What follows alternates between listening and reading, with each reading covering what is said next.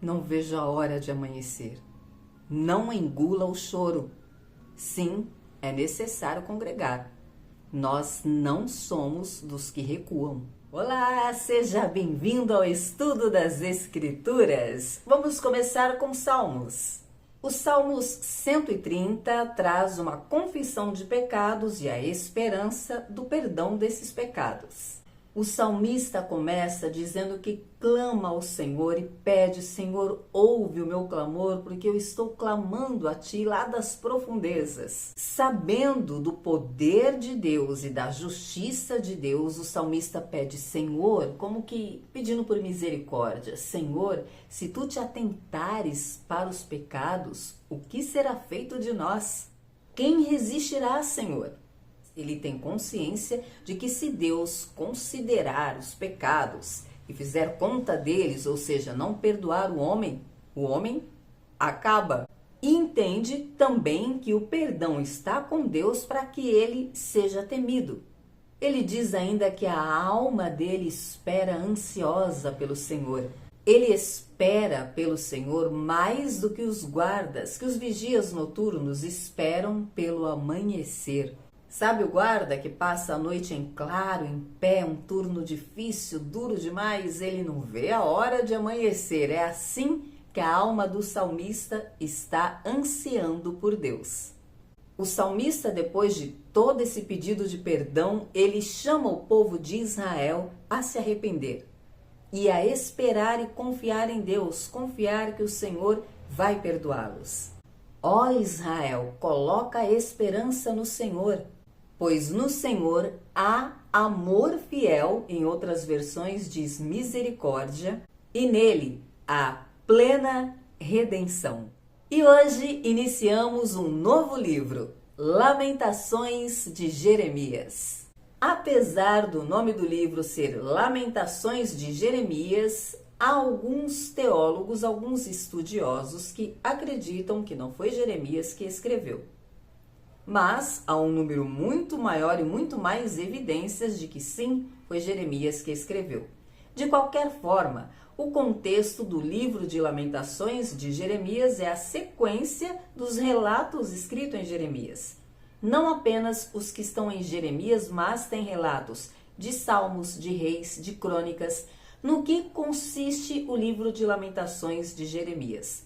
Como o nome bem diz, é um livro de lamentos. Lamentos sobre o que aconteceu com o povo de Deus. Além dos lamentos, o livro de Lamentações também traz esperança. O autor derrama o seu coração em lamentos. Este livro nos ensina que sim, nós temos emoções e podemos e devemos falar sobre elas. Não engula o choro. Chore mesmo, lamente mesmo. Há o tempo de se recolher, há o tempo de silêncio, há o tempo para todas as coisas, como está escrito em Eclesiastes. Mas há tempo em que você deve lamentar. E é o que acontece com o autor do livro de Lamentações de Jeremias. O profeta está lamentando e ele usa uma figura de linguagem para se referir a Sião, a cidade de Sião. Ele fala como se fosse uma mulher e traz esse contexto de o quanto ela foi corrompida, o quanto ela foi desprezada. No entanto, ele também reconhece que pecaram. Dentro do seu lamento, ele traz, ao mesmo tempo, o lamento pelas dores que estão vivendo e também traz o reconhecimento de que estão colhendo o que plantaram. Além disso, o autor traz um olhar de esperança, porque ele sabe que Deus fez promessas ao seu povo, de que aquele momento acabaria, eles sairiam do cativeiro, como nós vimos que de fato aconteceu. Ele sempre lembra disso. É no livro de Lamentações que está, por exemplo, o famoso texto de que as misericórdias do Senhor são a causa de não sermos consumidos e que ela se renova a cada manhã. Então, o livro de Lamentações de Jeremias traz este contexto de lamentos, de reconhecimento do pecado e de esperança, confiança na promessa de Deus. Logo no primeiro versículo do livro já fica bem claro a intenção a que se propõe a maior parte do livro, que é o lamento. Ele fala como está solitária a cidade e lamenta que essa cidade já foi tão populosa e agora está solitária e acabada. E assim como estava escrito no livro do profeta Jeremias, em Lamentações, o mesmo texto, o mesmo alerta é trazido. Veja o que diz: os teus profetas te anunciaram visões falsas e insensatas e não denunciaram o teu pecado para evitar o teu cativeiro, mas anunciaram profecias inúteis e palavras que te levaram ao exílio.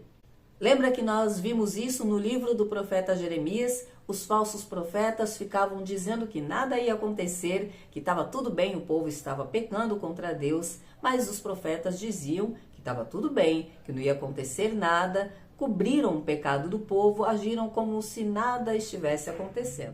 Então esse texto está mostrando que o povo foi alertado, mas preferiram dar ouvido aos falsos profetas e por isso estavam no cativeiro. Este é um dos textos que vamos ver muitos no livro de Lamentações. O autor, o profeta, mostrando a razão do povo ter sido exilado. Então, ao mesmo tempo que ele lamenta, ele mostra que estão ali porque Deus está cumprindo a sua justiça. Carta aos Hebreus. Já vamos começar com uma polêmica aqui. Você já ouviu alguém dizer esta frase?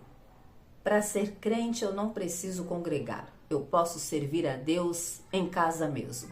Eu falo com Deus onde eu estiver. Já ouviu? Com certeza. Então vamos mostrar na Bíblia que é mentira este argumento. Não tem fundamento bíblico. O autor aos Hebreus fala para os irmãos se estimularem em amor, estimular um ao outro, a fé do outro, fortalecer o outro. É para se estimularem a ter amor e a fazer boas obras. E no versículo seguinte ele diz: e não deixemos de congregar, como é costume de alguns. Veja você que isso não é de hoje. Ao contrário, vamos animar uns aos outros e veja que o dia se aproxima.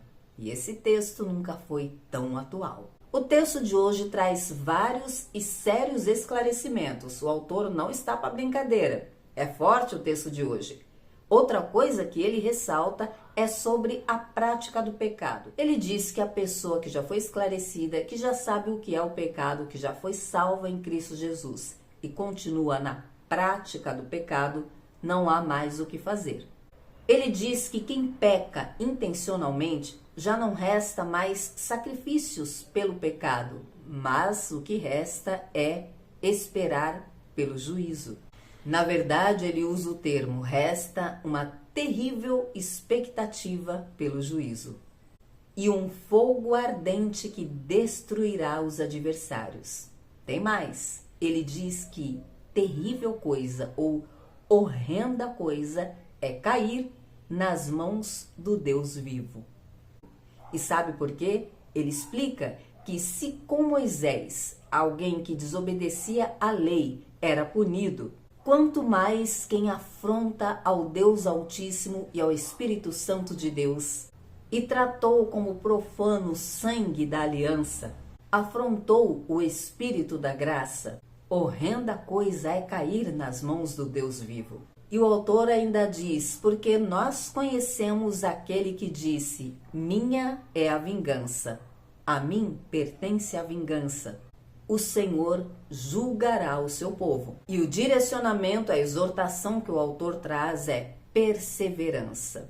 Ele diz para aquele povo perseverar na fé, não retroceder, não olhar para trás, não desanimar, continuar perseverando. Perseverem para que alcancem a promessa, depois de haverem feito a vontade de Deus. Pois aquele que vem virá muito em breve, mas o justo viverá pela fé. Se recuar, diz o Senhor, a minha alma não se agradará dele. Então ele traz um incentivo. Nós, porém, não somos dos que retrocedem.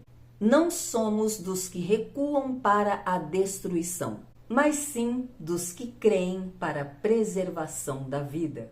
E então começa o capítulo 11, o famoso texto dos heróis da fé, a galeria dos heróis da fé. São exemplos de homens e mulheres de fé que vieram lá do Antigo Testamento. E começa o capítulo com a definição da fé, o significado da fé. A fé é a certeza do que se espera e a convicção do que não se vê. Pois por meio dela os antigos receberam a aprovação. E é essa a introdução para ele começar a citar os heróis da fé.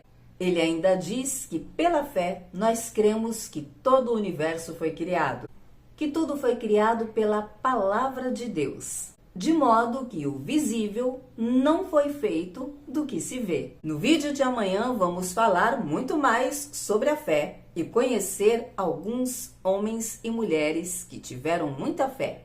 Então eu te espero aqui amanhã, se Deus disser que sim. Até lá!